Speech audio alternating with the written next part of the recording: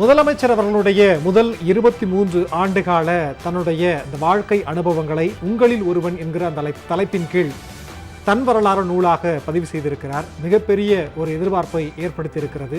தன்னுடைய தலைவரை பற்றி தெரிந்து கொள்வதற்காக திமுக உடன்பிறப்புகளும், தன்னுடைய முதலமைச்சரை பற்றி தெரிந்து கொள்வதற்காக தமிழ்நாட்டு மக்களும், இந்தியாவிற்காகவே வழிகாட்டியாக இருக்கக்கூடிய முதலமைச்சரை பற்றி அறிந்து கொள்வதற்காக இந்தியாவில் இருக்கக்கூடிய மற்ற மாநில மக்களும் மிக ஆர்வத்துடன் காத்து கொண்டே இருக்கிறார்கள். அந்த 23 ஆண்டு காலத்தில் அவருடைய குழந்தை பருவத்தினுடைய செயல்பாடுகள், கொள்கை கொடியை கையில் ஏந்தியது, கல்லூரி கால நினைவுகள், அது மட்டுமல்லாமல் கொடுமையான அந்த மிசா காலகட்டத்தில் கைது செய்யப்பட்டதற்கு பிறகு அவர் அனுபவித்த அந்த இன்னல்கள், இப்படி 23 ஆண்டுகால வரலாற்றை பற்றி அறிந்து கொள்வதற்கான மிகப்பெரிய எதிர்பார்ப்போடு அங்கே பார்வையாளர்கள் வரிசையில் காத்திருக்கிறார்கள். திமுகவினுடைய முன்னோடிகள், தமிழ்நாட்டு அமைச்சரவையே அங்கு கூடியிருப்பதை நம்மால் பார்க்க முடிகிறது.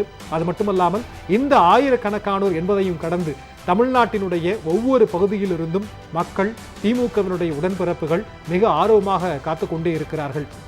இந்த விழாவினை நேரடியாக பார்ப்பதற்கு வாய்ப்பு இல்லாத சூழலிலும் கூட நேரடியாக அவர் அருகிலிருந்து அவருடைய வரலாற்றை சொல்வதின் விதமாக அமைந்திருக்கக்கூடிய அந்த புத்தகத்தினுடைய வெளியீட்டு விழாவிற்காக மிக ஆவலோடு அனைவரும் காத்து கொண்டே இருக்கிறார்கள்.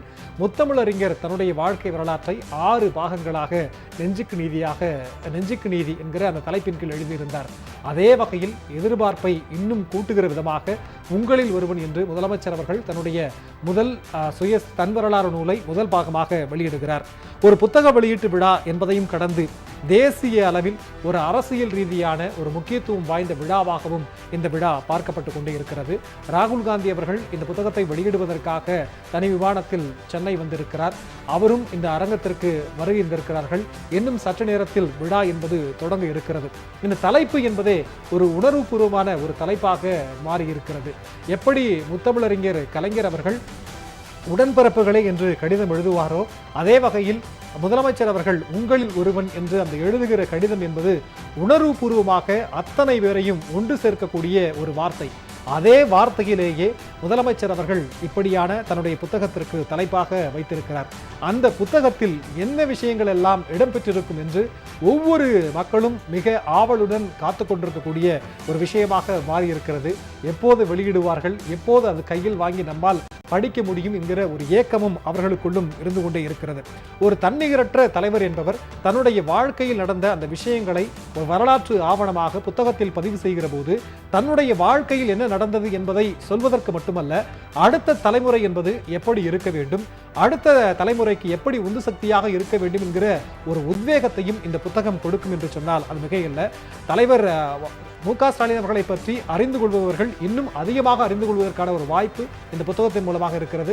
தற்போது விழா மேடைக்கு முதலமைச்சர் அவர்களோடு ராகுல் காந்தி அவர்கள் வரைந்திருக்கக்கூடிய இந்த காட்சிகளை நாம் நேரடியாக பார்த்து கொண்டே இருக்கிறோம்.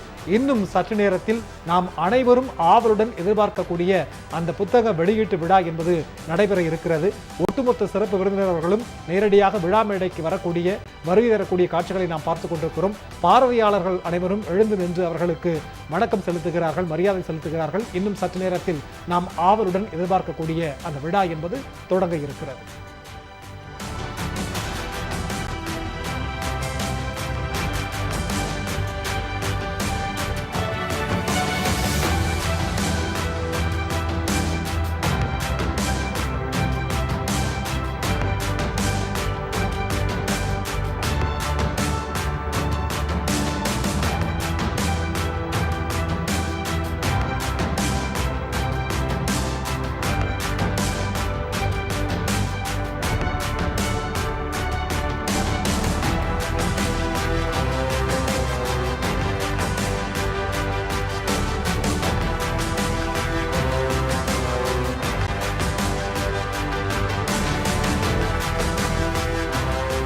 எழுத்தை ஆண்டது மூக்க என்ற 2 எழுத்து. அந்த 2 எழுத்து உருவாக்கிய சாதனை எழுத்துதான் மாண்புமிகு MK ஸ்டாலின் அவர்கள். தாய் தமிழ்நாட்டின் முதலமைச்சர், இந்தியாவிற்கே திசை காட்டும் வழிகாட்டி, திராவிட கொள்கைகளால் நாட்டை வளப்படுத்தும் திராவிட மாடல், திராவிட முன்னேற்ற கழக தலைவரும் மாண்புமிகு தமிழ்நாட்டு முதலமைச்சருமான திரு MK ஸ்டாலின் அவர்கள் எழுதிய உங்களில் ஒருவன் முதல் பாகம் தன் வரலாற்று நூல் வெளியீட்டு விழா இனிதே துவங்குகிறது. இந்த இனிய விழாவிற்கு உங்கள் அனைவரையும் வருக வருக என வரவேற்கிறோம். We welcome this warm gathering who has dedicated themselves to be a part of historical event which celebrates the release of one among us, Ungalil Oruvan, the autobiography of an incomparable leader. தாயை வணங்குதலும் தமிழை வணங்குதலும் ஒன்று. இந்த நிகழ்வு தமிழ் தாய் வாழ்த்துடன் இனிதே துவங்குகிறது.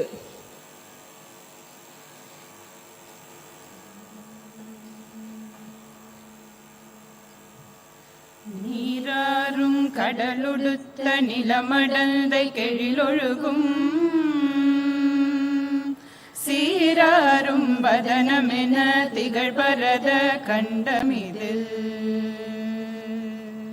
தெக்கணமும் அதிர் சிறந்த திராவிடனல் திருநாடும்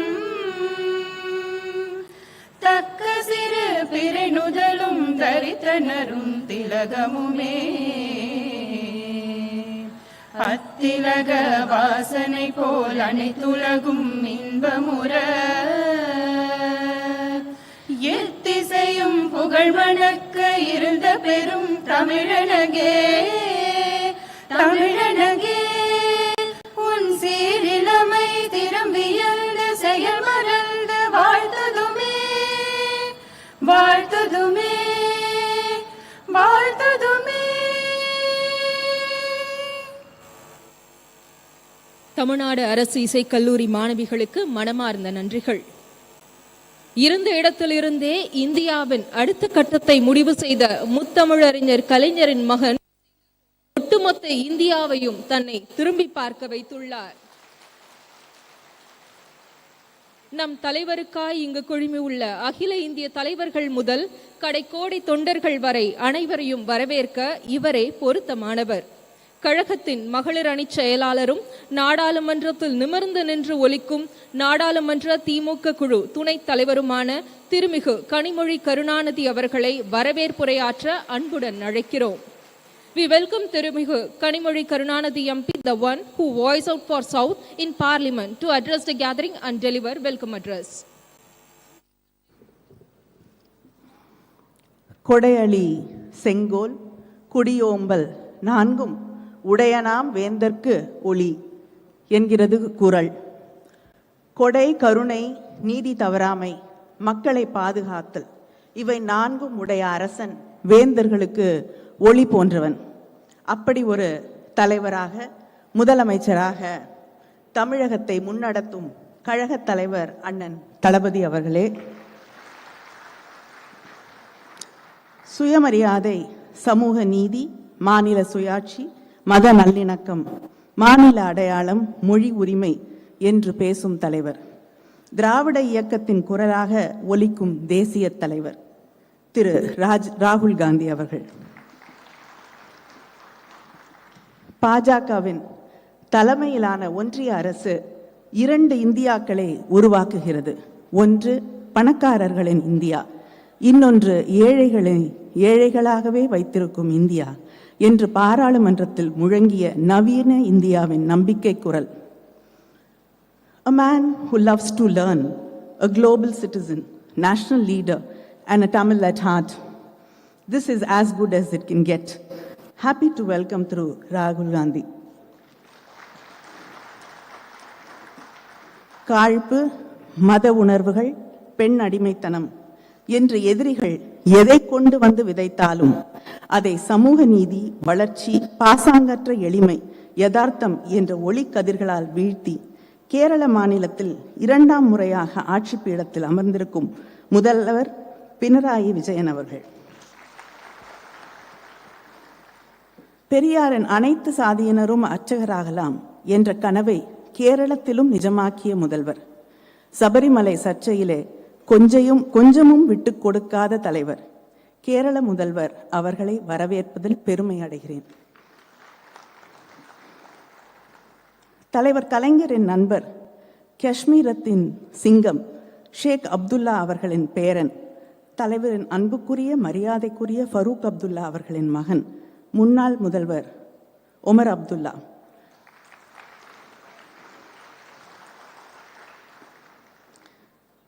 Soft-spoken, but resilience and passion flow through his words. ஒன்றிய அரசு தந்தை மகன் இருவரையும் கைது செய்த போது அதை எதிர்த்து சற்றும் தாமதிக்காமல் குரல் கொடுத்து கண்டித்த முதல்வர் நம்முடைய முதல்வர் தளபதி அவர்கள். A leader who has constantly worked for the unity and rights of the Kashmiri people. He has a vision. It is never about electoral politics, but peace and development. I'm glad to welcome Thiru Omar Abdullah to the book launch. எப்போது சந்திக்க வாய்த்தாலும் என்னுடைய தலைவர் கலைஞர் எப்படி இருக்கிறார், அவர் உங்களுக்கு மட்டும் தலைவர் இல்லை, எங்களுக்கும் சேர்த்துத்தான் என்று அன்போடு சொல்லும் மரியாதைக்குரிய பெரியவர் லாலு பிரசாத் யாதவ் அவர்களின் மகன் தேஜஸ்வி யாதவ். அவர்கள் துணை முதல்வராக முத்திரை பதித்தவர். மதவாத சக்திகளை எதிர்க்கும் பிற்படுத்தப்பட்ட மக்களின் இளம் தலைவர், பிரபலமான கிரிக்கெட் வீரர். Cricket's loss is the nation's gain.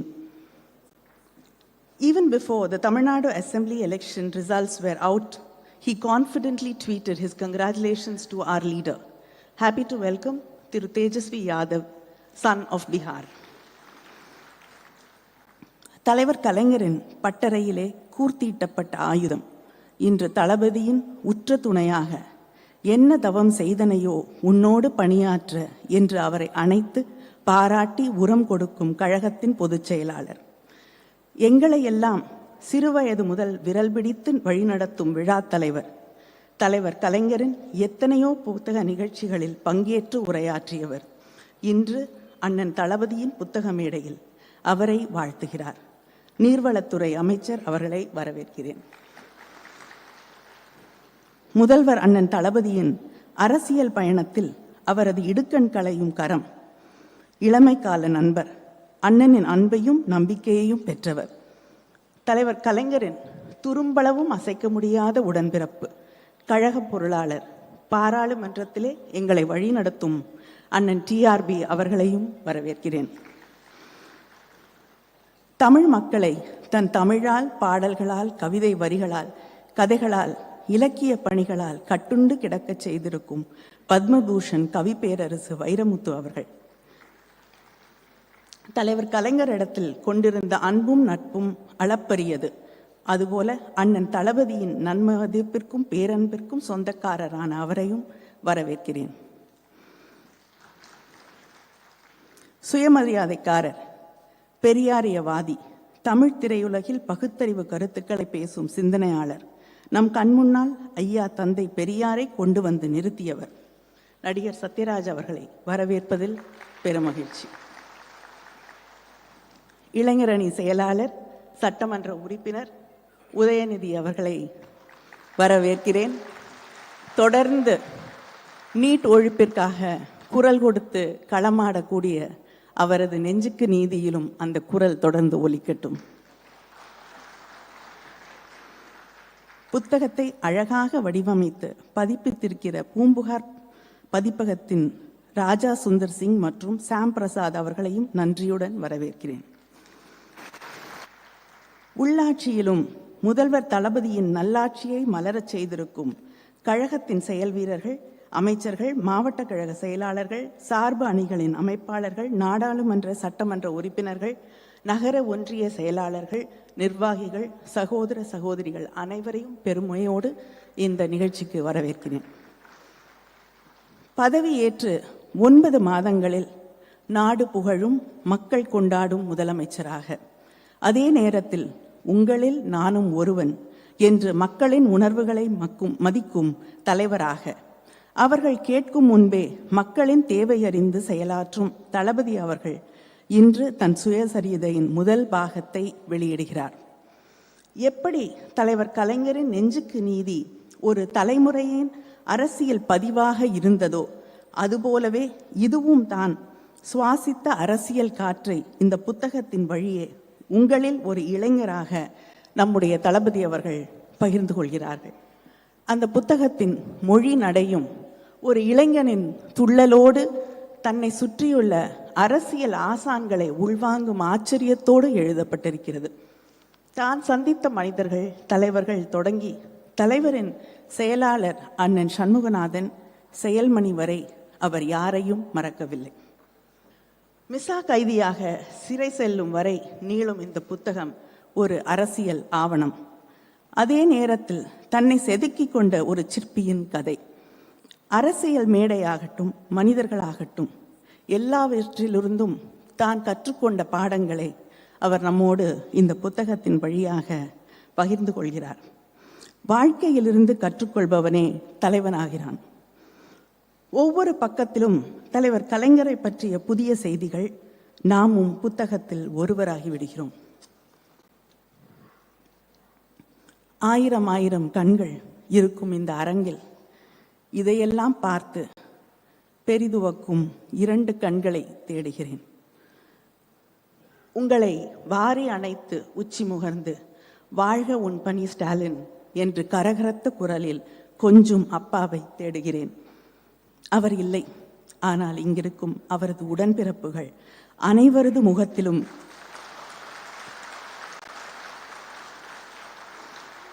அவர்கள் முகத்தில் இருக்கும் பெருமையிலும் பூரிப்பிலும் பொங்கி விழுகிறது அப்பாவின் அன்பு. இந்த மேடை என்பது ஒரு புத்தக வெளியீடு நிகழ்வு மட்டுமில்லை. இந்த நாட்டை மதவாத சக்திகளிடமிருந்து பாதுகாக்கும் தளபதிகளின் அணிவகுப்பு.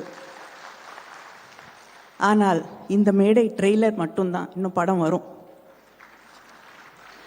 The leaders on the stage are the standing wall protecting secularism, social justice and federalism against hyperpolarization and fascism. I thank our leader, CM MK Stalin, for making this happen. I also welcome all the leaders who are here today for the book launch as a proud sister and a party worker. Thank you.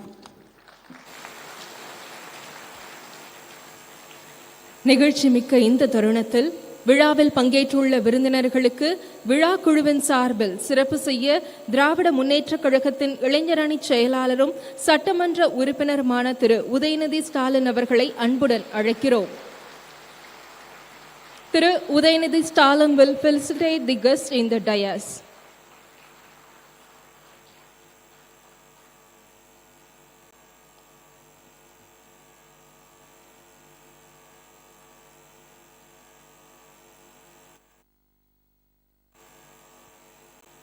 Thiru Udhayanidhi Stalin will felicitate திரு ராகுல் Gandhi MP, Indian National Congress.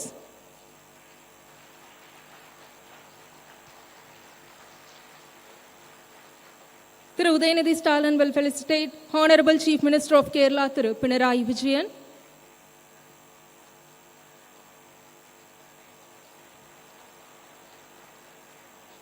Thiru Udhayanidhi Stalin will felicitate Jammu Kashmir's former Chief Minister, Thiru Omar Abdullah.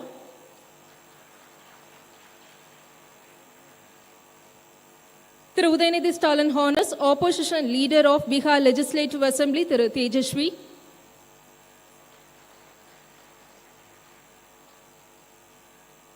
மாண்புமிகு அமைச்சர் திரு துரைமுருகன் அவர்களுக்கு உதயநிதி ஸ்டாலின் அவர்கள் சிறப்பு செய்கிறார். நாடாளுமன்ற திமுக குழு தலைவர் திரு TR பாலு MP அவர்களுக்கு திரு உதயநிதி ஸ்டாலின் அவர்கள் சிறப்பு செய்கிறார். கவி பேரரசு திரு வைரமுத்து அவர்களுக்கு சிறப்பு செய்யப்படுகிறது.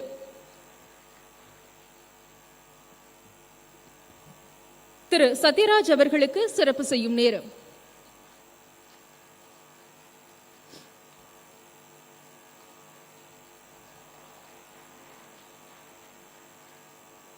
திருமிகு கனிமொழி கருணாநிதி அவர்களுக்கு சிறப்பு செய்யப்படுகிறது. பூம்புகார் பதிப்பக உரிமையாளர்கள் திரு ராஜா சுந்தர் சிங் மற்றும் திரு ஷாம் பிரசாத் அவர்களுக்கு சிறப்பு செய்யும் தருணம்.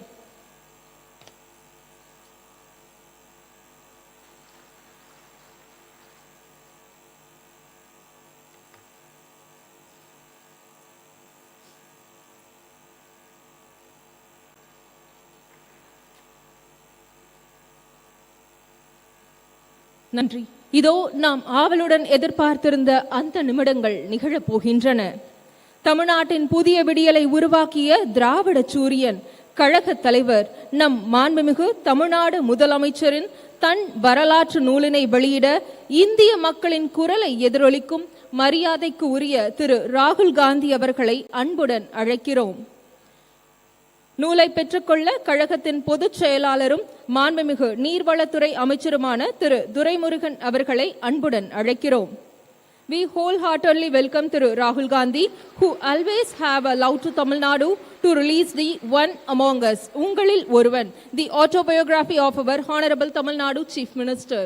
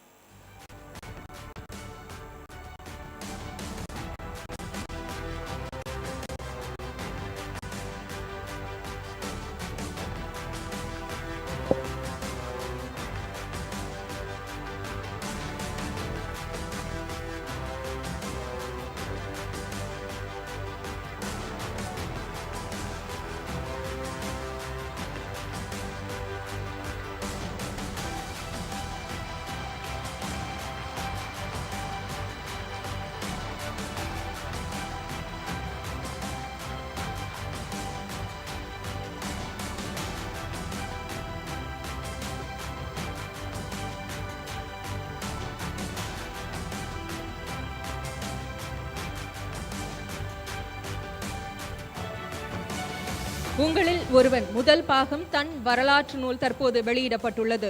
இந்த இனிய தருணத்தில் மானமிகு என்று தன்னை அழைப்பதில் எப்போதும் பெருமை கொள்ளும் பகுத்தறிவாளர், வார்த்தைகளுக்கு அரிதாரம் பூசாத திரையுலக கலைஞர் திரு சத்யராஜ் அவர்களை வாழ்த்துரை வழங்க அன்புடன் அழைக்கிறோம்.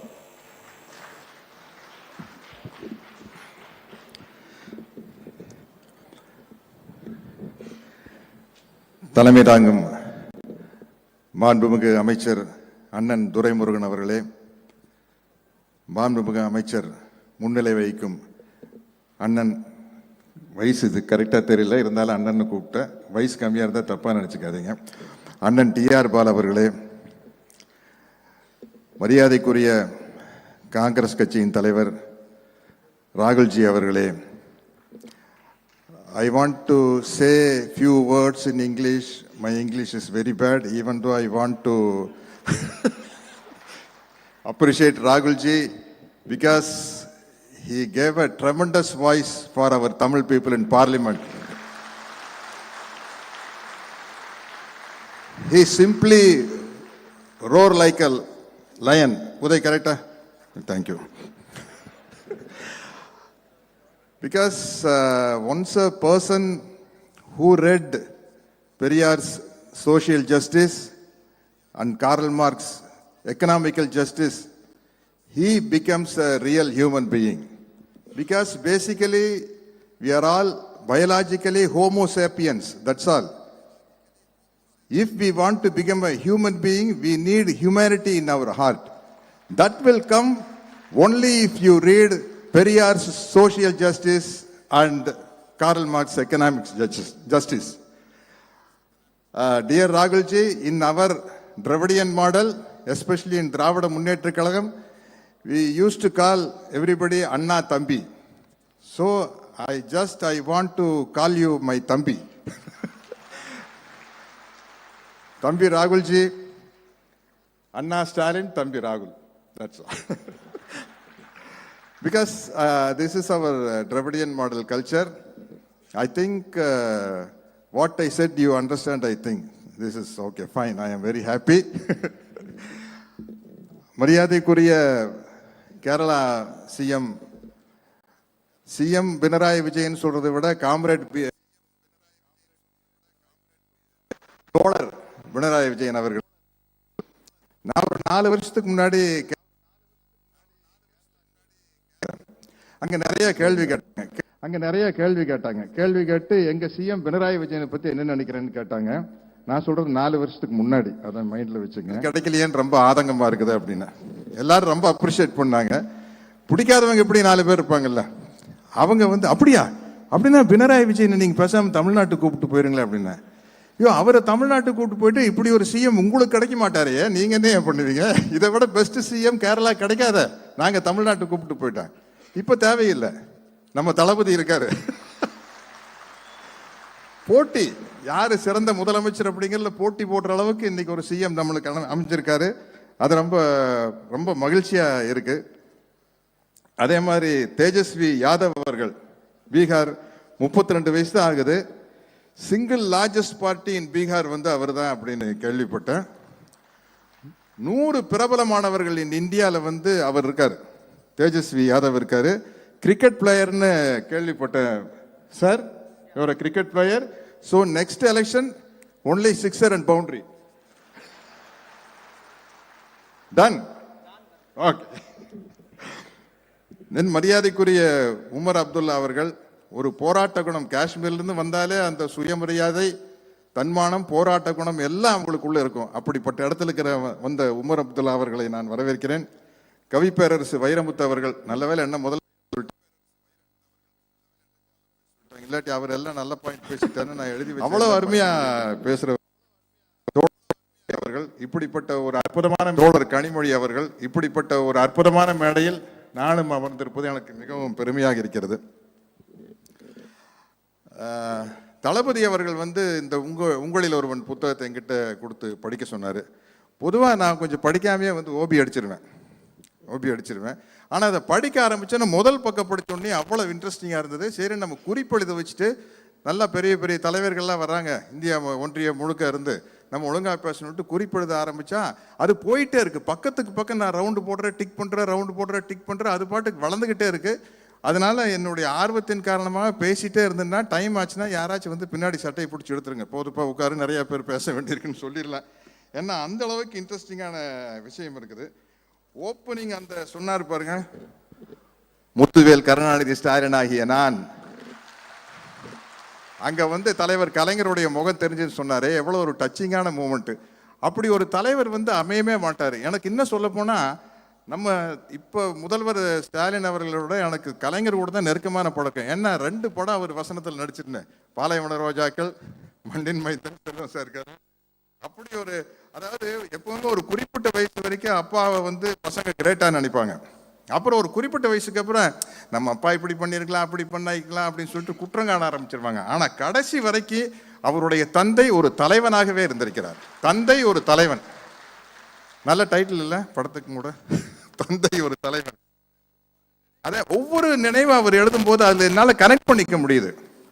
பராசக்தி ரிலீஸ் ஆனப்போ நடிகர் தலம் சிவாஜி அவர்கள் பேர் அதுல குணசேகரன் தான். ஊருக்கு ஊர் ஒரு குணசேகரன் இருந்தாங்க அப்படின்னு சொல்லுவாங்க. பிரபு சார் வந்திருக்காரு, அந்த குணசேகரன்களில் நானும் ஒருவன். 1952 தான் பராசக்தி படம் வந்தது. ஆனா பராசக்தி படத்தை நான் 1970 தான் பார்க்குற வாய்ப்பு கிடைச்சது. ஏன்னா நான் பிறந்தது 1954. இடையில அந்த படத்தை ஒரு 8 வருஷம் தடை பண்ணிட்டாங்கன்னு நினைக்கிறேன். அதுக்கப்புறம் அந்த படம் 100 நாள் ஓடிச்சு. அதனுடைய வசனம் எல்லாம் ஒரு ரெக்கார்டை மனப்பாடம் பண்ணி, காண வந்த தங்கையை கண்டேன் கண்ணற்ற ஓவியமாக, ஆம் கைம்பண்ணாக அப்படின்னு வசனம் பேசி, அதாவது பராசக்தி வசனத்தை மனப்பாடமா பேசி காட்டுறது அது ஒரு ரொம்ப பெருமைக்குரிய விஷயம். ஸ்டூடெண்ட்ஸுக்கு நடுவில் பேசி காட்டுறதுங்க அவ்வளோ ஒரு நல்ல விஷயம். அப்படி சிஎம் பிறந்ததே 53 தான் பிறந்திருக்காரு. நல்ல இனிமையான நினைவுகள் எழுதியிருக்காரு பாருங்க. முதல்ல கலைஞர் அவருக்கு பெரியாருடைய பெயரையும் அண்ணாவுடைய பெயரையும் சேர்ந்து ஐயா துறைன்னு வைக்கணும்னு ஆசைப்பட்டிருக்காரு. ஆனால் அவர் பிறந்தப்போ கரெக்டாக இப்போ ரஷ்யாவில் புரட்சி பெரிய அளவில் நடந்துட்டு இருக்கும்போது ஸ்டாலின் அவர்களுக்கு பெயர் வைக்கணும் அப்படின்னு சொல்லிட்டு ஸ்டாலின் பேர் வச்சிருக்காரு. 5 மாச குழந்தையா இருக்கையில கொண்டு போய் கலைஞர் அவர்கள் சிறையில் இருந்திருக்காங்க. சிறையில் கொண்டு போய் 5 மாச குழந்தையா இருக்கையில காட்டியிருக்காரு. ஒரு தலைவன் எப்படி இருக்குன்னு பாருங்க. அவரு ஸ்டாலின் அவர்கள் பிறந்தப்பவும் ஜெயிலில் இருக்காரு, உதயநிதி பிறந்தப்பவும் ஜெயிலில் இருக்கிறார்.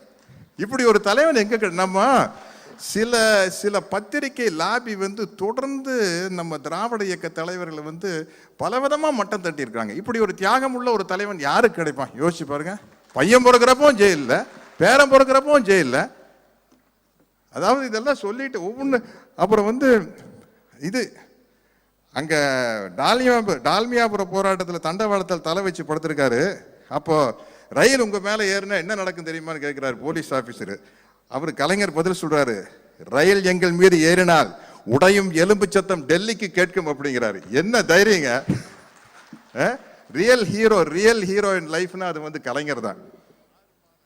6 மாத கடுங்காவல் என்று கவலைப்படாமல் அங்க ஜெயிலில் போய் பகுத்தறிவை பரப்பியிருக்காரு. உள்ள ஜெயிலில் இருக்கும்போது 6 மாத கடுங்காவல்னு கவலைப்படாம பட்டிமன்றம், பேச்சு போட்டி, நாடகம், சிறையை சீர்திருத்தம் செய்வது கடமை தவறாத மாவீரர் அப்படி இருந்திருக்காரு. அதாவது சிறைச்சாலையும் ஒண்ணுதான், சட்டசபையும் ஒண்ணுதான். அவரை பொறுத்த வரைக்கும் எதுக்குமே ஒரு தயங்காத ஒரு மனுஷன் தான் வந்து தலைவர் கலைஞர் அவர்கள் தான்.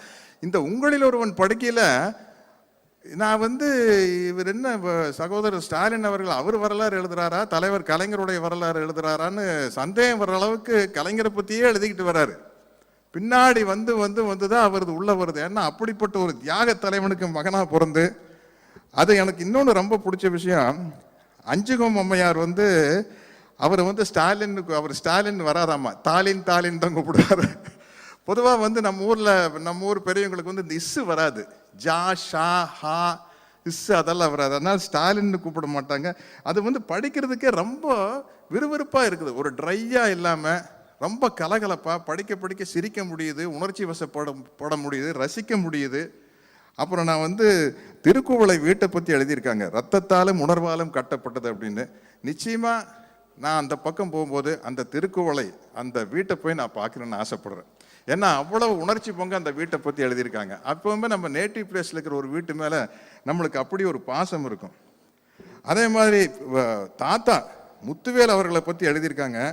புலவர், பாடுவார், வைத்தியம் தெரியும், விவசாய வேலை தெரியும், சமஸ்கிருதம் நல்லா தெரியும்னு எழுதியிருக்காங்க. பேசாம அவர் மெடிக்கல் காலேஜில் சேர்ந்து டாக்டர் ஆகிருக்கலாம். ஏன்னா அப்போல்லாம் மெடிக்கல் காலேஜில் சேர்றதுக்கு வந்து சமஸ்கிருதம் தெரிஞ்சா தான் சேர முறைன்னு ஒரு ஐட்டம் வச்சுருக்காங்க. ஏன்? அதுக்கு தான். மெடிக்கல் காலேஜுக்கு சமஸ்கிருதத்துக்கு என்ன சம்பந்தம்? ஆனால் சமஸ்கிருதம் தெரிஞ்சா தான் மெடிக்கல் காலேஜில் சேர முடியுமாமா. ஏன் அப்படின்னா நம்மெல்லாம் யாரும் சேரக்கூடாது. சிம்பிளாக தான். எவ்வளவு நேக்கா அடிக்கிறாங்க பாருங்க. அதை அடிச்சு உடைச்சது வந்து நீதி கட்சி, ஜஸ்டிஸ் பார்ட்டி ஆட்சிக்கு வந்ததுக்கு அப்புறம் தான் சமஸ்கிருதம் மெடிக்கல் காலேஜ் மருத்துவ படிப்புக்கு சமஸ்கிருதம் தேவையில்லைங்கிற சொல்லி அதை தூக்குனது வந்து அதுதான். இப்படிப்பட்ட வரலாறுகள் வந்து இருந்த ஒரு மாபெரும் இயக்கம் இது. அதே மாதிரி கோபாலபுரம் வீட்டை பற்றி எழுதியிருக்காங்க. நிரந்தர அரசபை, திராவிட இயக்கத்தின் திருச்சபை, திரையுலக கலைஞர்களுக்கு கலைச்சபை. அந்த கலைச்சபையிலே நானும் ஒரு அங்கத்தினர். என்ன பாலைவன ரோஜாக்கள் வந்து செல்வம் சார் இருக்காரு. ஆல்மோஸ்ட் நம்ம கோபாலபுரத்தில் தான் சுற்றி அவர் ஐயா மாறன் அவர்களுடைய வீடு தான் என் வீடு. என் வீடு எல்லாம் கலைஞர் வீட்டு கார் ஷெட்லேருந்து எல்லாம் யூஸ் பண்ணிக்கிட்டோம். எல்லாம் வந்து மொத்த லொக்கேஷன் வந்து கோபாலபுரத்துலேயே சுற்றி எடுத்து அது ஒரு பசுமையான நினைவு.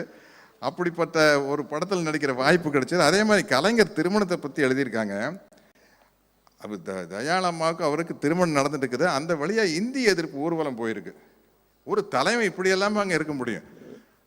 கல்யாணத்துலேருந்து அப்படியே கிளம்பி இந்திய எதிர்ப்பு ஊர்வலத்தில் கலந்துக்கிட்டு போயிட்டாரு. இதெல்லாம் நீங்கள் புத்தகம் படிக்கல தெரியும். அங்கே போனால் இங்கே வந்து திருமண வீட்டில் வந்து மங்கள இசை வாசிச்சுட்டு இருக்கிறாங்க.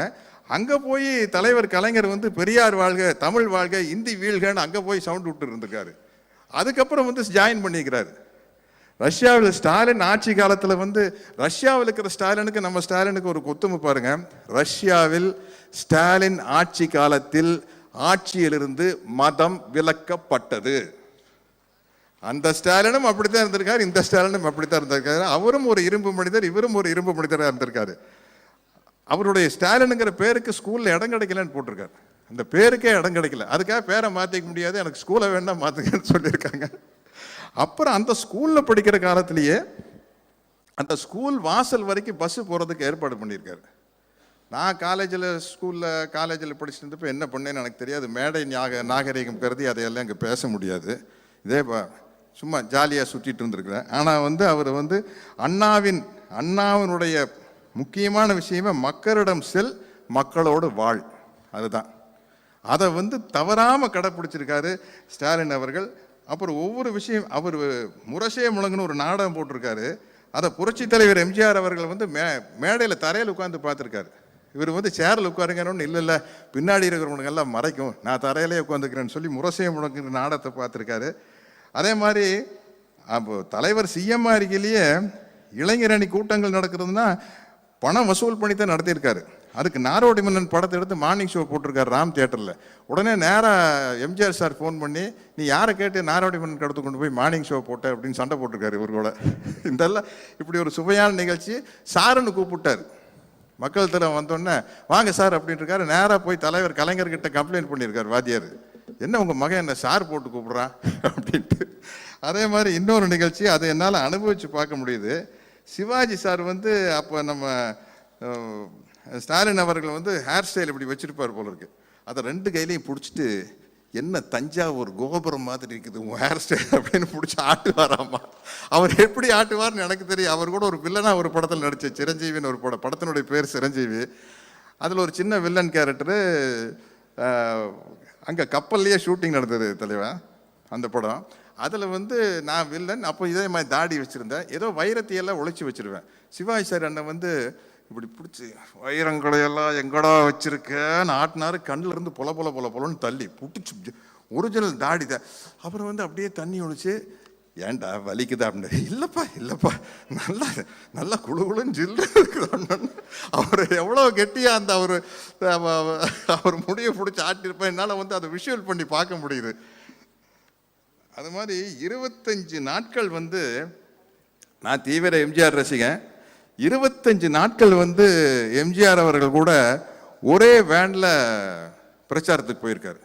நான் நினைக்கிறேன் அவர் கூட அதே படத்தில் நடித்த சரோஜதேவி மேடம், ஜெயலலிதா மேடம் கூட 25 நாள் சேர்ந்தா அப்படி சுற்றி இருக்க மாட்டாங்க. இல்லை, அப்போ எல்லாரும் பிஸியாக நடிச்சுட்டு இருந்தாங்க. இல்லை அப்போ காலையில் ஒரு ஷூட்டிங், சாயந்தரம் ஒரு ஷூட்டிங்கு. நான் கேள்விப்பட்டிருக்கேன். டைரக்டர் சங்கர் சார் சொல்லியிருக்காரு, 9 to 1 ஆலயமணி சிவாஜி சாரை வச்சு டைரக்ட் பண்ணுவார், 2 to 9 பணத்தோட்டம் எம்ஜிஆர் சாரை வச்சு டைரக்ட் பண்ணுவார், அடுத்த நாள் ஜெமினி சார் படத்துக்கு போயிடுவார். அப்போ என்னென்னா ஒரு 3-4 நாள் இவங்க எம்ஜிஆர் சாரோட நடிச்சிருந்தா 4 நாள் சிவாஜி சார் கூட நடிப்பாங்க, அப்புறம் ஜெய்சங்கர் சார் கூட. அப்படித்தான் இருந்திருக்கு. 25 நாள் சேர்ந்தா அப்படி அப்போ ஒரு ஷெட்யூலே போட மாட்டாங்க. அப்போ 25 நாளில் ஒரு படத்தையே எடுத்து முடிச்சிருப்பாங்க. என்ன 9 படம் 10 படம் நடிச்சிட்டு இருந்தது. அதனால் தலைவர் கூட மக்கள் தலைவத்து கூட அவருடைய கதாநாயகிகளை விட அதிகமாக சேர்ந்தா அப்படி இருந்தது. அநேகமாக கொஞ்சம் ஜாலியாக பேசினது நல்லா இருக்கு. ஸ்டாலின் சாராக தான் இருப்பார்னு நினைக்கிறேன். அதே மாதிரி புகாரி ஹோட்டலில் போய் ஹிந்தி சாங் கேட்டது. அப்போ ஆராதனா வந்த பீரியடில் பயங்கர ஹிந்தி கிரேஸு. அப்போ இவர் மட்டும் தமிழ் பாட்டு கேட்பார், மற்றவங்கெல்லாம் சுற்றி வரக்கிறவங்கெல்லாம் ஹிந்தி பாட்டு கேட்குறது. அப்போ ராஜேஷ் கண்ணா, அமிதாப் பச்சனோட பீரியடு. அதே மாதிரி கலைஞர் அவர்கள், அது பெரியார் படத்துலேயே இருக்குது. பெரியாருக்கு அரசு மரியாதை கொடுக்க முடியாதுங்கய்யா, அவர் எந்த அரசாங்க பதவியிலையும் இல்லைன்னு சொன்னப்போ, காந்தி எந்த அரசு பணியில் இருந்தார் அப்படின்னு கேட்டு பெரியாருக்கு அரசு மரியாதை கொடுக்க வச்சவர் கலைஞர் அவர்கள். திருமணத்துக்கு போனப்போ, திருமண நிகழ்வுக்கு போனப்போ மாப்பிள்ளை என்ன வேலை பார்க்குறாருன்னு கேட்டாங்களாமே அம்மா வீட்டில். மாப்பிள்ளை என்ன வேலை பார்க்குறாருன்னு கேட்டு, என்ன வேலை பார்க்குறாரு? அரசியல் வேலை பார்க்குறாரு, மக்கள் வேலையை பார்க்குறாரு, மக்களுக்கு தொண்டு செய்கிறாரு, வேற என்ன செய்ய முடியும்? அது மாதிரி ரொம்ப இன்ட்ரெஸ்டிங்கான விஷயங்கள். அப்புறம் மிசா பீரியட் நினைவுகளை பற்றி எழுதுறாரு பாருங்க. கிரீடத்தை பற்றி கவலைப்படுபவர் அல்ல, தலையை பற்றி கவலைப்படுபவன். கலைஞர் சொல்றாரு, கிரீடம் தான் அமைச்சரவை, திராவிட முன்னேற்ற கழகம் தான் தலை. எப்படிப்பட்ட ஒரு தலைவன் பாருங்க. அமைச்சரவை ஒரு கிரீடம் தான், எந்த நேரத்தில் கழட்டி வச்சிடலாம். ஆனால் திராவிட முன்னேற்ற கழகம் என்ற இயக்கம் தலை, அதுதான் முக்கியம். கிரீடம் தலை இருந்தால் தான் கிரீடம். அந்த அளவுக்கு ஒரு பற்று கொண்டவர். அப்புறம் மிசால யாரை கைது பண்ணுவாங்களோ அப்படின்னு ஒரு டென்ஷனான சூழ்நிலை இருந்துட்டு இருக்குது. ஐயா கலைஞர் அவர்களை கைது பண்ணுறாப்புங்கிற மாதிரி ஒரு விஷயங்கள் போயிட்டு இருக்கல. நேராக நம்ம தளபதி ஸ்டாலின் அவர்களை கைது செய்கிறாங்க. அப்போ சொல்கிறாரு பாருங்க, அதுதான் ஒரு தலைவன். ஒரு தலைவனே தொண்டனாக இருக்கிறதும் ஒரு தொண்டனே தலைவனாக இருக்கிறதும் அது கலைஞர் தான். தன் மகன் ஸ்டாலின் சிறைக்கு செல்கிறான் என்ற துளி வருத்தம் இல்லை. திமுகவின் தொண்டர்கள், அவர்கள் வீட்டு பிள்ளைகள் சிறை செல்வதை போல ஸ்டாலினும் செல்கிறான். That's all. அவ்வளோதான். ஆயிரக்கணக்கான லட்சக்கணக்கான திமுக தொண்டர்கள் சிறை செல்ற மாதிரி என் பையன் ஜெயிலுக்கு போறான். இதுக்கு மேல ஒண்ணுமே இல்லை. அப்படிங்கிற அளவுக்கு பேசக்கூடிய ஒரு மனப்பக்குவம் உள்ள ஒரு தலைவர் நம்மளுக்கு கிடைக்கவே முடியாதுங்க. அப்புறம் இந்த மிசா காலகட்டத்தில் உள்ள என்ட்ராகிறத பத்தி எழுதுறாரு. அதே மாதிரி 2வது பாகம் ரொம்ப அவ்வளோ இன்ட்ரெஸ்டிங்காக இருக்குன்னு நினைக்கிறேன்.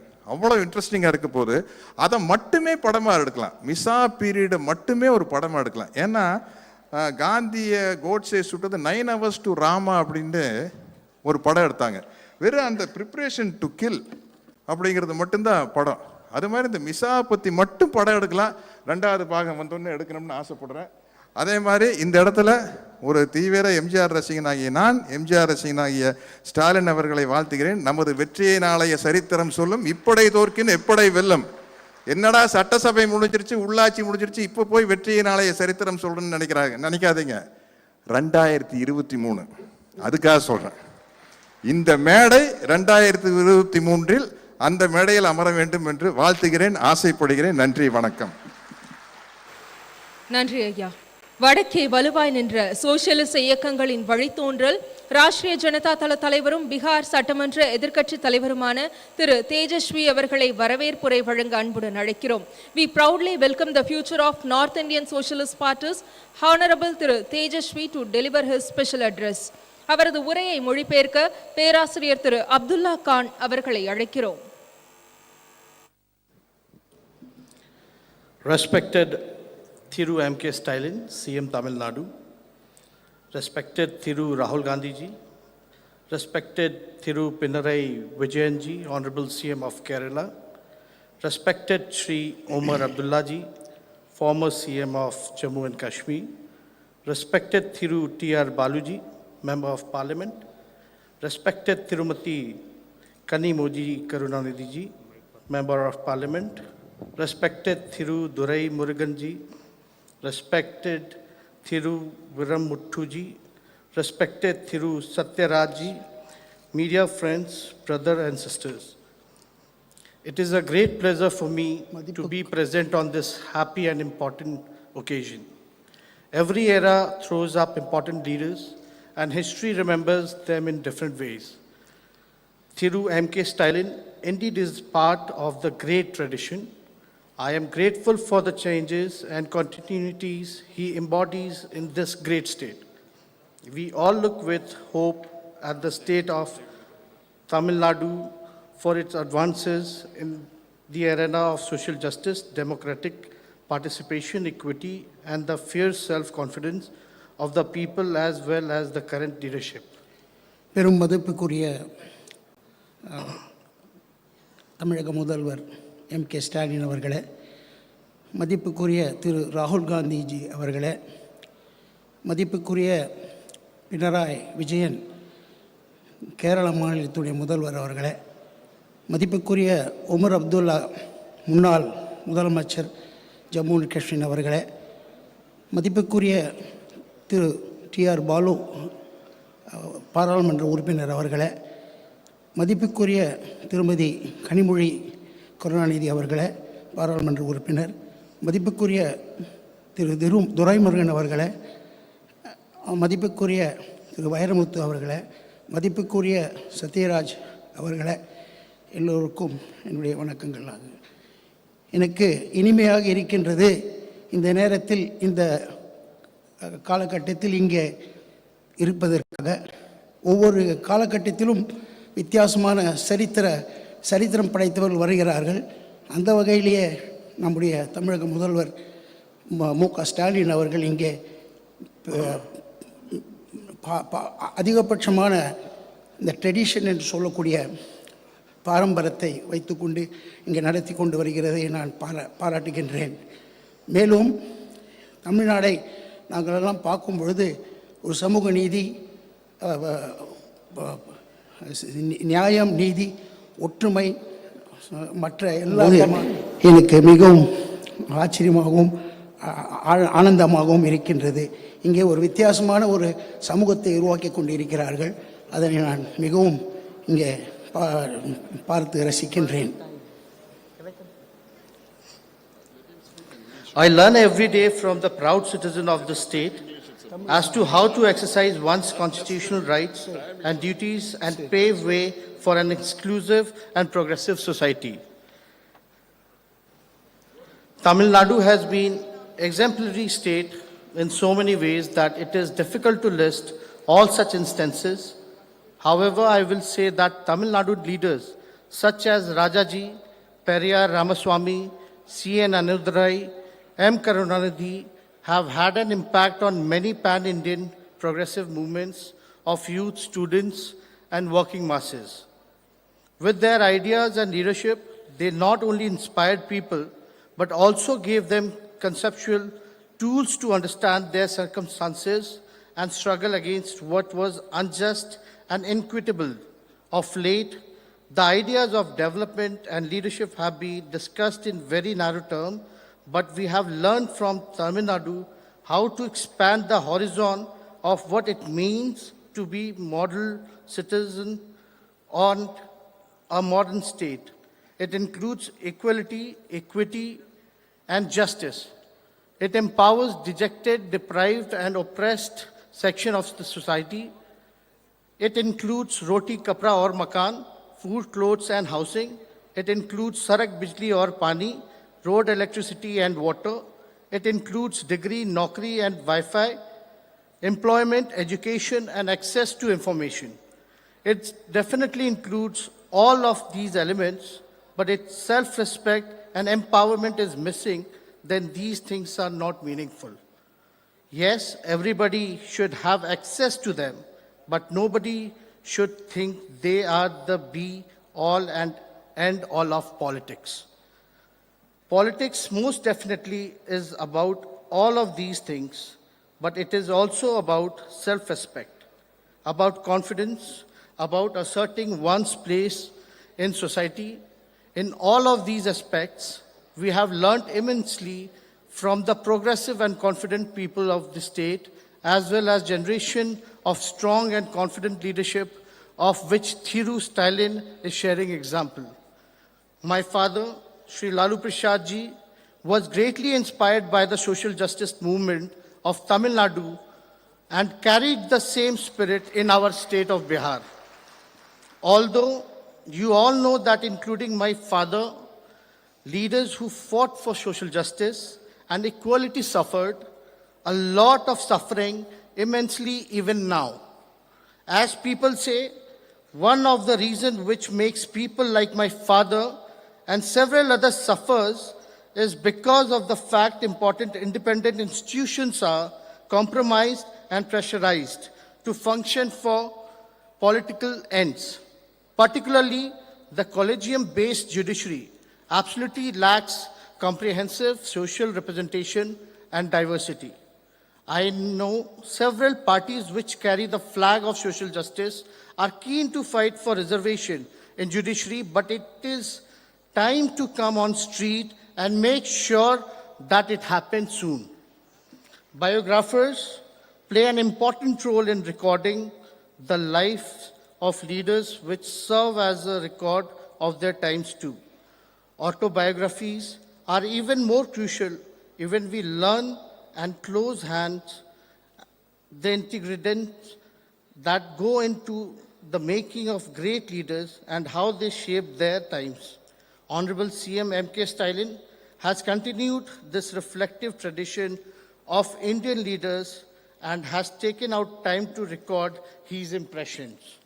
It is important in this time to learn about the thought process of leaders like Thiru Stalin and to really imbibe their philosophy and ideas today. More so than ever, it seems to be the time of image building where leaders are mostly focused on media events and brand building. In contrast, Thiru Stalin offers a window to reader, to the people, to really understand him as a person, as an individual. He reaches out the people through his words. He is speaking freely and honestly to his contemporaries and young people to make them understand his motivations and his ways of doing work. It is a unique way of communicating with the people. of making them a part of one's own story. It is not personal endeavor. The book says a lot about society and the times we are living through. It is in this way, it is also a collective endeavor. People must read it to know about the person behind the words, as well as to see it has a historical record, as a critical reflection on the times that we are living through. Anyone who is in politics and public life today has hard task before them. The task is to make people understand that they are not merely just subjects, but citizens who needs to think and act if they don't like anything.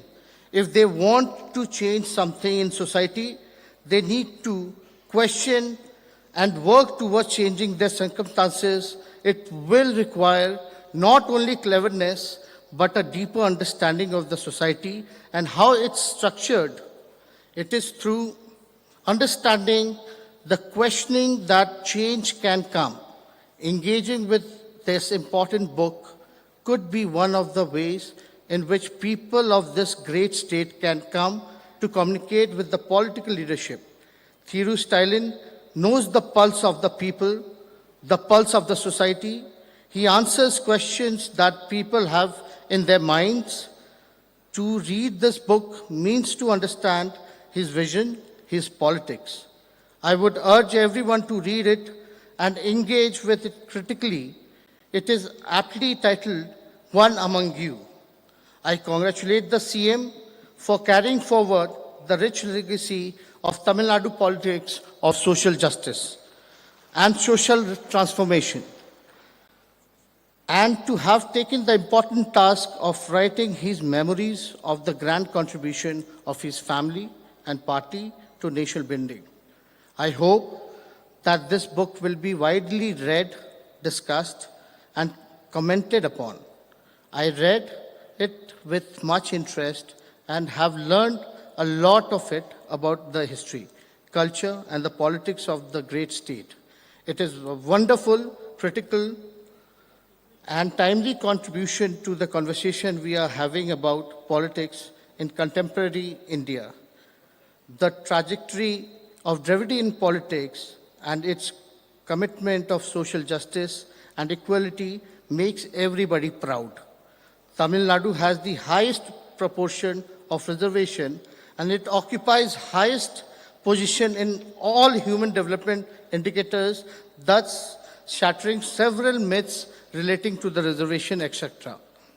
We must seize this movement to declare unitedly that we shall struggle to ensure caste-based census immediately and revisit the ceiling of reservation myth, accordingly on the lines of Tamil Nadu. Finally, I take this opportunity to appeal to you all that as a nation and as people of this great land, we are witnessing gruesome attacks on the constitutional values of freedom, equality, and justice, more so on social justice. We must understand that while recording these attacks, history shall name the perpetrators, but it shall also not spare us if we do not fight, resist collectively. Let us go back from here with this solemn resolve and pledge. Thank you very much. Jai Hind. We wholeheartedly thanking you for your special address, sir. இலக்கிய உலகத்தில் அரை நூற்றாண்டாக சிகரத்தில் வீற்றிருக்கும் திரு கவி பேரரசு அவர்களை வாழ்த்துரை வழங்க அன்புடன் அழைக்கிறோம்.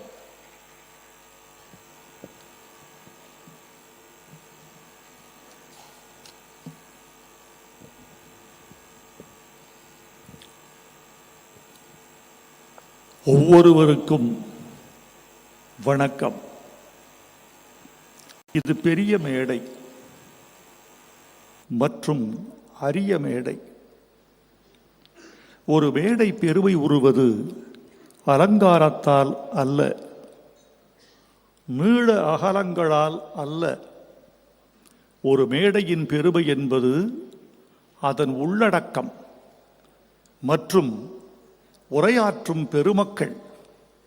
இந்த மேடையை பார்க்கிறேன், வியந்து நிற்கிறேன். இது கிடைத்தற்கரிய மேடை. யார் யார் அமர்ந்திருக்கிற ஆளுமைகள் என்று பார்த்தால் இந்தியா தன் புருவங்களை உயர்த்தி பார்க்கும். இந்தியாவின் தேசிய நட்சத்திரம் ராகுல் காந்தி அவர்கள், கேரளத்தின் முதலமைச்சர் பினராயி விஜயன் அவர்கள், முன்னாள் முதலமைச்சர் உமர் அப்துல்லா அவர்கள், இளம் தலைவர் தேஜஸ்வி அவர்கள்,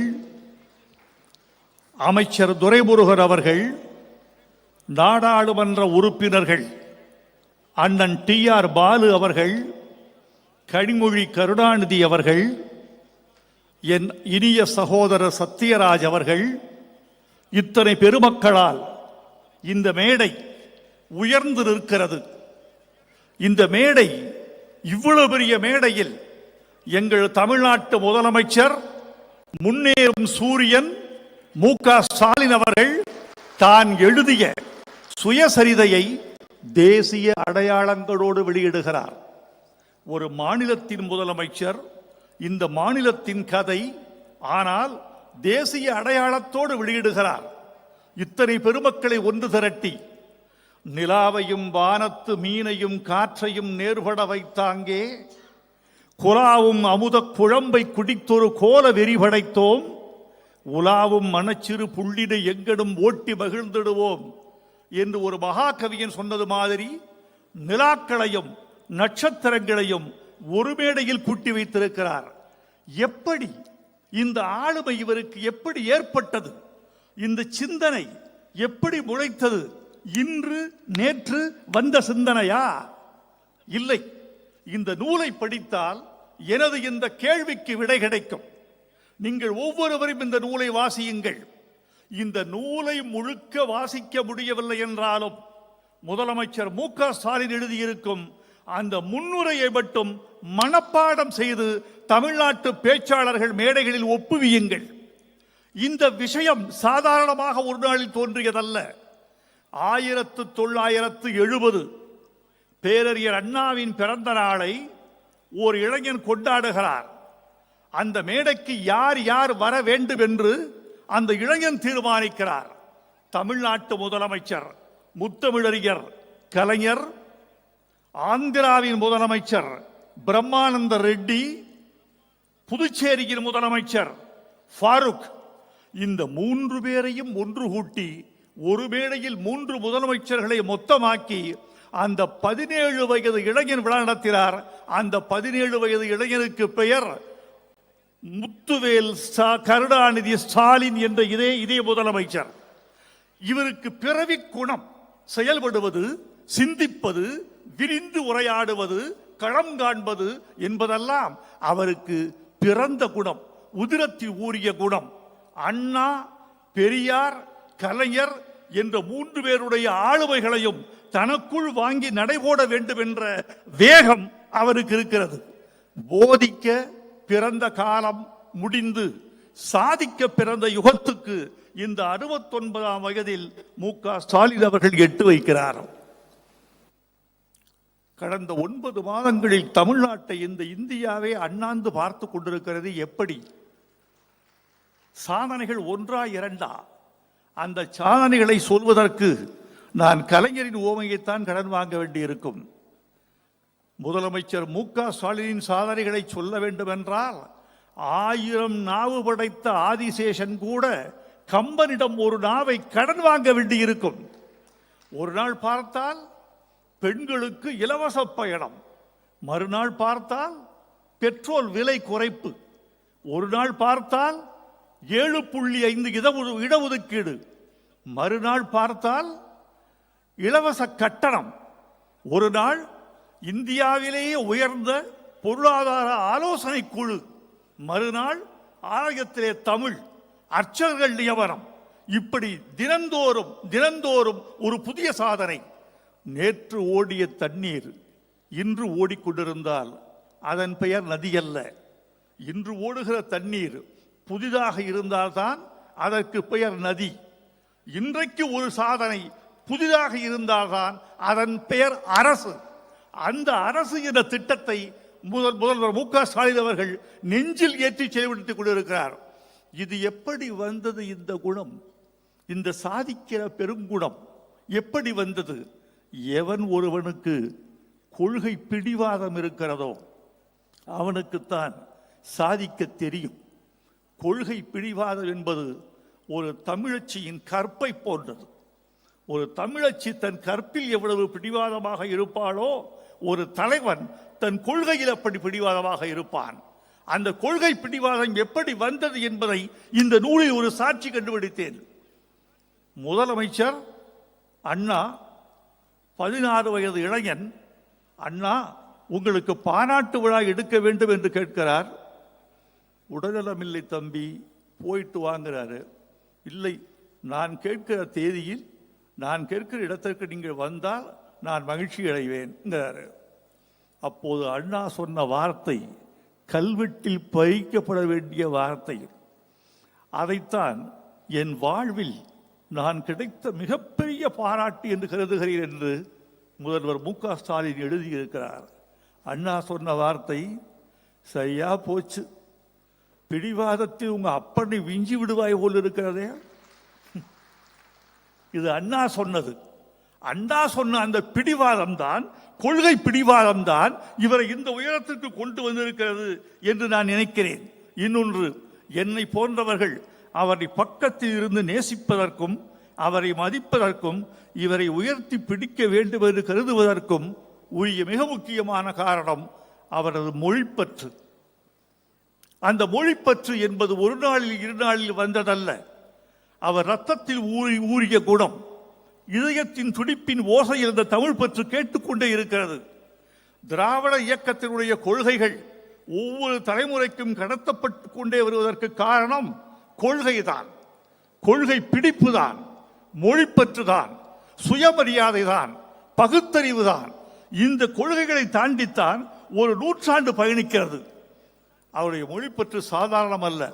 மீண்டும் நான் அவருடைய நூலுக்குள்ளே ஒரு சாட்சிக்கு போக வேண்டும் என்று விரும்புகிறேன். இங்கே தேசிய தலைவர்களெல்லாம் வந்திருக்கிறார்கள். நாங்கள் மொழியை ஏன் கொண்டாடுகிறோம் என்றால், மொழியை விட மாட்டோம் என்று சொல்கிறோம் என்றால், மொழி எங்களுக்கு வெறும் கருத்து விளக்க கருவி அல்ல. மொழி என்பது எங்களுக்கு ஒரு கருத்து விளக்க கருவி அல்ல. மொழி என்பது எங்களுக்கு எல்லை. மொழி என்பது எங்களுக்கு நாகரிகம். மொழி என்பது எங்கள் அடையாளம்.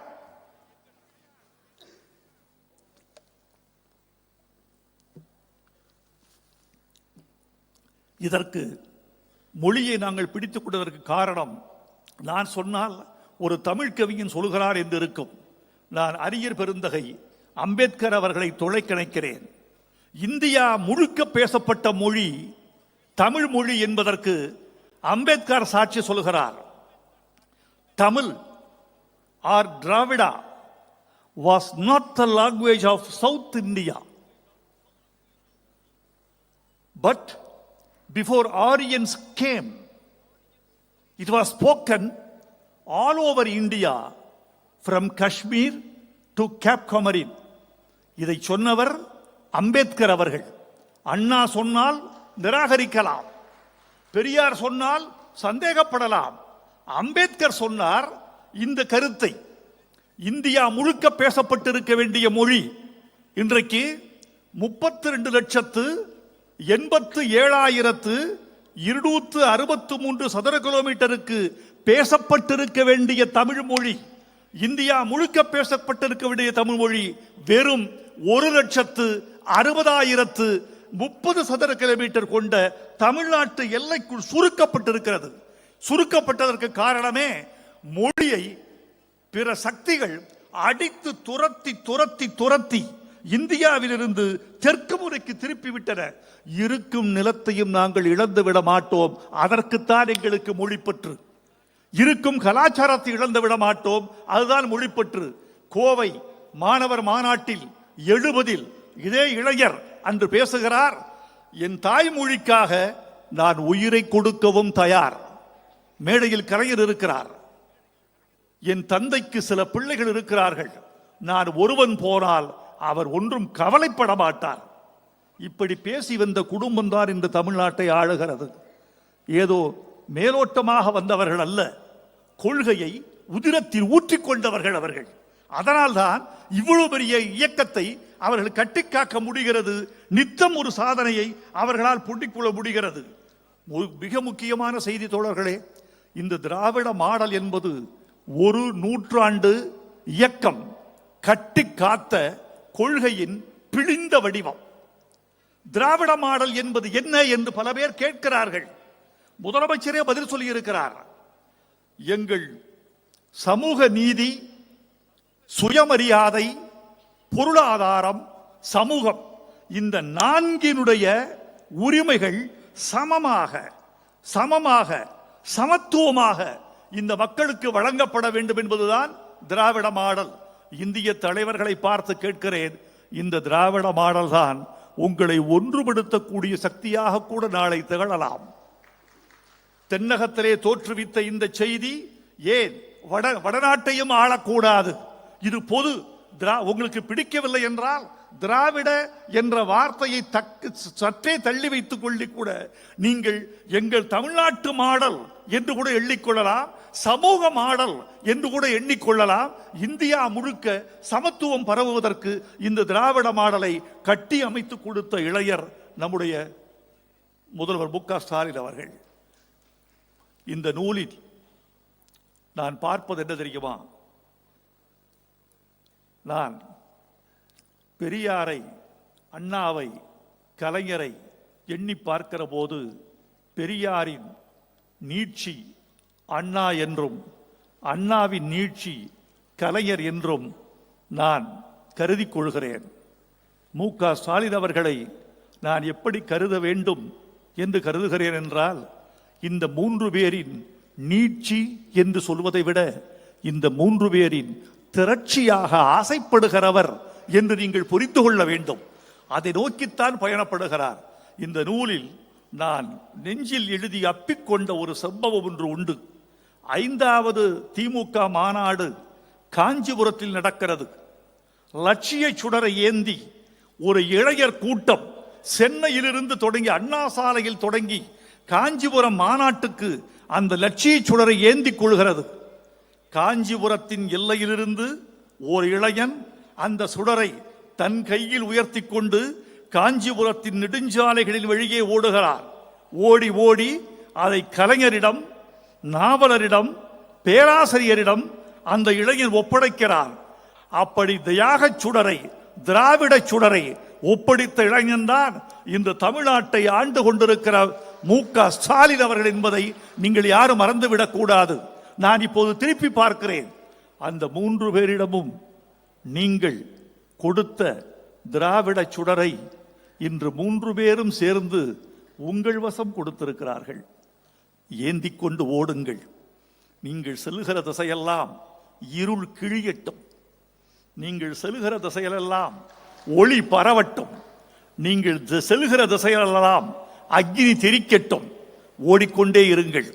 இது கலைஞருக்கு ஒரு நெஞ்சுக்கு நீதி, கலைஞரின் நீட்சியாக விளங்குகிற MK ஸ்டாலின் அவர்களுக்கு உங்களில் ஒருவன் ஒரு நெஞ்சுக்கு நீதி. வாழ்க நீங்கள், வளர்க உங்கள் தொண்டு, உங்கள் எழுத்து தொடர வேண்டும். 6 பாகம் எழுதினார் கலைஞர் அவர்கள். அதை தாண்டி நீங்கள் 7 பாகம் எழுத வேண்டும். உங்களுக்கு இயற்கை நீண்ட ஆயுளையும் நிறைந்த சக்தியையும் கொடுக்கட்டும் என்று வாழ்த்தி விடைபெறுகிறேன். நன்றி, வணக்கம். இனிய வாழ்த்துரைக்கு நன்றி ஐயா. முத்தமிழறிஞருக்கும் இவரது குடும்பத்தினருக்குமான தொடர்பு 3 தலைமுறைகளை கடந்து நிற்கிறது. தேசத்தின் உச்சத்திலிருந்து சீரும் சிங்கங்களாய் வலம் வரும் அப்துல்லா குடும்பத்தின் வாரிசு திரு உமர் அப்துல்லா அவர்களை வாழ்த்துரை வழங்க அன்புடன் அழைக்கிறோம். We proudly welcome Lion of Kashmir Thiru Omar Abdullah to deliver his special address.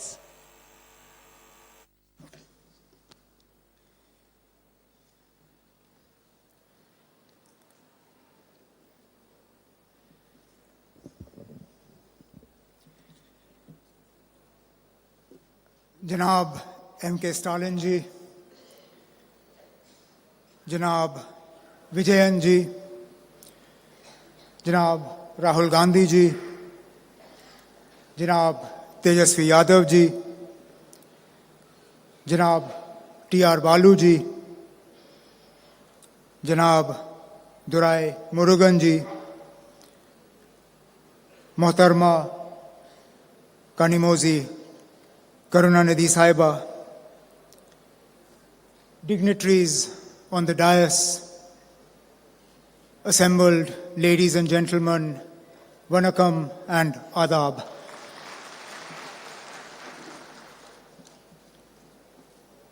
It is indeed an honor and a pleasure for me to have traveled from the cold climes of Kashmir to the extremely warm, both in terms of climate and in terms of the love and hospitality here to Chennai today.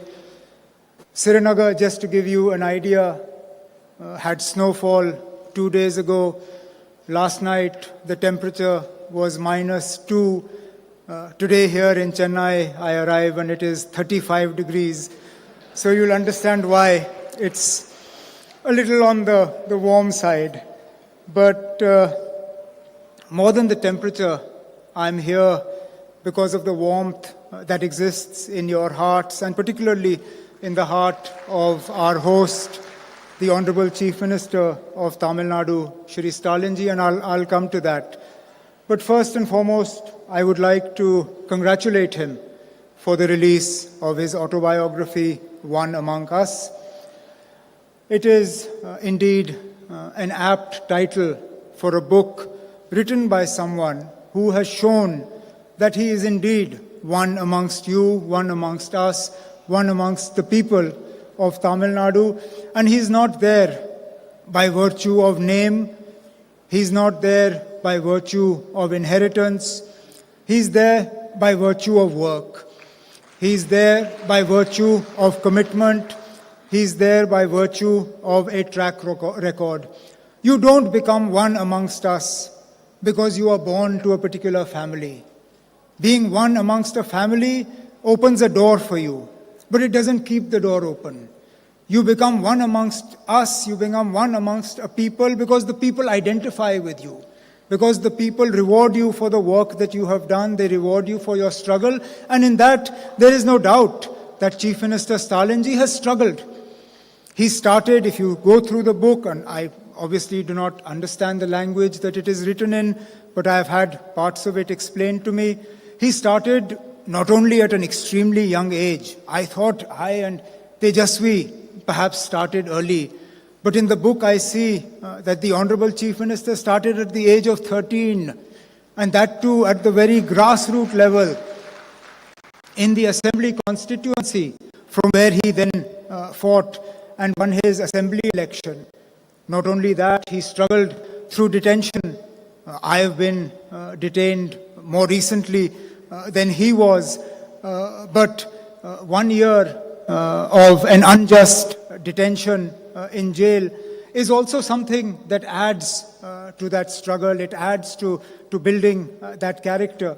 And then of course his commitment to social justice, his commitment to empowering the people of Tamil Nadu, to ensuring that development reaches to every corner of his state is perhaps best exemplified and best explained in the recent victory of the party he heads, of the DMK, in the urban local body elections in Tamil Nadu, which the party swept and swept in such a resounding manner that even as far as Jammu and Kashmir, we were reading that the DMK made inroads into parts of Tamil Nadu that traditionally had never voted for the DMK, but voted for the first time, this time for the DMK, looking at the commitment of the party to social justice, to empowering people, and that, I believe, is why when he chooses the title of his book, One Amongst Us, it is not an exaggeration.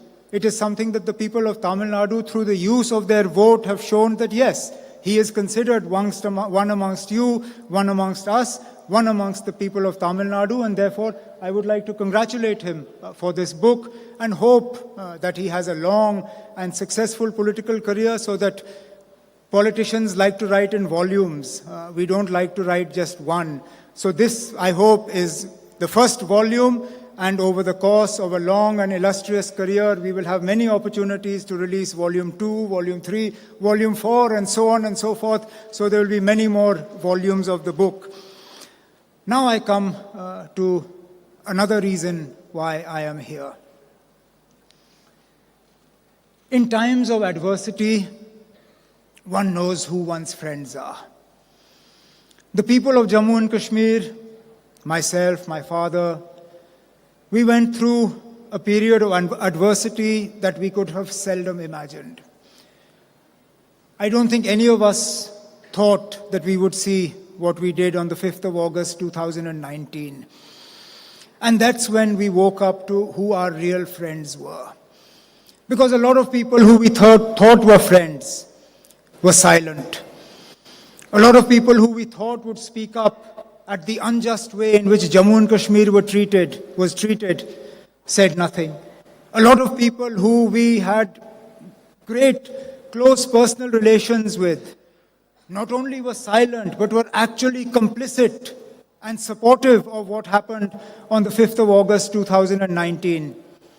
Yet as far as Tamil Nadu is from Jammu and Kashmir geographically, the way in which the voice of Janab Stalin Sahab, of his colleagues, of the people of Tamil Nadu was heard by the people of Jammu and Kashmir, criticizing and condemning what was done to the people of Jammu and Kashmir, the way in which we were detained, the way in which we were locked up, the way in which the constitution was completely dismembered, is something that we will never forget. And that is why I am here, not only in my personal capacity, not only on behalf of my father, but on behalf of the people of Jammu and Kashmir, to say, Stalin Sahab, thank you very much. Thank you. Thank the DMK. Thank you to the people of Tamil Nadu for your friendship, for your support. And all I can say is that we are an extremely small state. We are an extremely small political party. We are very far from where you are. But if there is ever a time when you need us, if there is ever a time when you need us to speak for you, to speak with you, to stand with you, we will be with you, come rain, come snow. We will be with you shoulder to shoulder to show that, as you proved, a friend in need is a friend indeed, and this is something that we will never forget.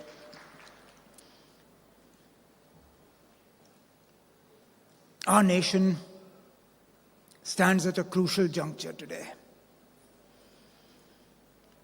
The very idea of what we stand for faces an onslaught. Today we are told that we no longer have a right to choose. That somehow the freedom to choose is not ours to enjoy. Whether it is the freedom to choose whether to follow a religion or not, and if to follow a religion, then how much of it to follow. Even that today must be dictated to us. As an individual, I believe that it was my right to choose. As a Hindu, I should be able to choose whether I want to wear saffron robes or not, whether I want to sport a tilak or not. As a Sikh, I believe that it is my right to choose whether to tie a turban or not. As a Muslim, I believe it is my right to choose whether to wear a cap or sport a beard, or wear a burqa or a scarf or a hijab. Because that, as an individual, is between me and my God. Yet for some reason today in this country that we call India,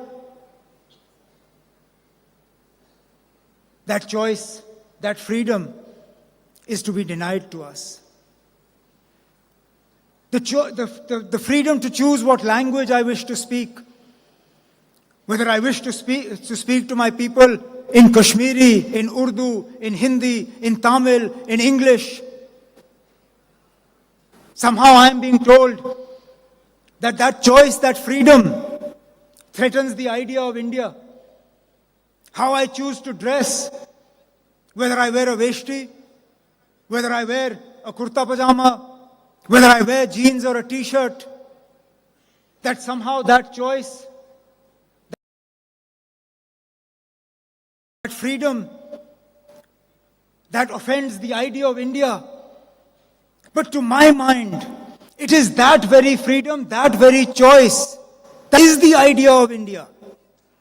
The diversity